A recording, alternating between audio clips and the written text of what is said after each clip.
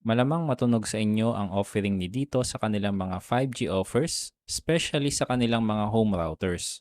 Pero ngayon, susubukan natin yung kanilang cheaper alternative na 4G home Wi-Fi. Welcome sa Network Enthusiast PH at ito ang aking experience sa paggamit ng 4G router ng Dito. Bago tayo magsimula, ang video na ito ay hindi sponsored at ang mga sasabihin ko dito ay base sa experience ko gamit ang router na ito.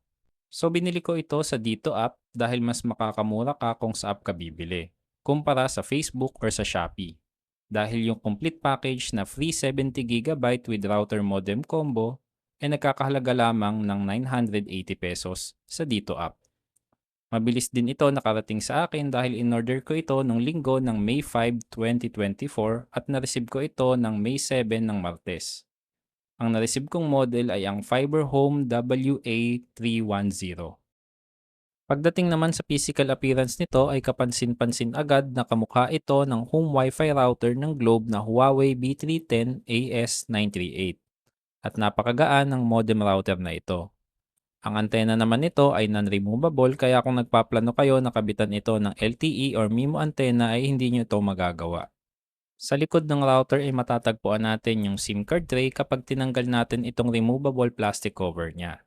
Sa baba, meron itong reset button, micro USB port, WPS button, Wi-Fi button, Ethernet port, at yung power button.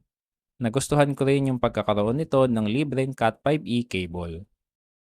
Pagdating naman sa web UI, ma-access mo ito pag tinype mo yung 192.168.8.1 sa address bar ng iyong web browser. At nagustuhan ko din dito ay meron itong band selection na makikita sa internet section under band tab. Pagdating naman sa performance ay nakaabot ako ng impresibong 35 to 40 Mbps during 9:39 p.m. to 10 p.m. pag sa LAN port ako or sa wired connection ang aking gamit. Yun nga lang, nakakakuha lamang ako ng 24.9 Mbps pag nakakonect ako sa Wi-Fi sa kaparehong oras. Pero na-improve ko ito nung kinabit ko yung aking third-party router na TP-Link Archer A5 dual band router at ginawa ko na lamang modem or internet source ang aking dito router. At nakakuha ko ng speed na 49.6 Mbps using third-party router under 5 GHz band. Despite na magagandang nasabi ko ay meron din akong mga hindi nagustuhan dito. Una, yung kawalan nito ng rubber feet at dagdagan pa ng sobrang nitong gaan so susceptible talaga siyang madula sa paglalagyan ninyo. Sa Wi-Fi connectivity naman ay single band router lamang ito so yung maximum speed ay maaaring maapektuhan kung nakakonect kayo through Wi-Fi. Pero maaari naman itong ma-improve kung gagamit kayo ng third-party router o pag-connect directly sa LAN port through wired connection. Lastly, non-removable ang antena nito so kung mabagal ang internet connection sa inyong area ay hindi mo ito mai-improve sa pagbili ng external antena kagaya ng LTE or MIMO antena. So in conclusion, kung hindi naman issue sa inyo yung mga downside na nasabi ko ay solid na ang router na ito sa kanyang price na 980 pesos lalo na kung gagamitin nyo siya as backup internet connection.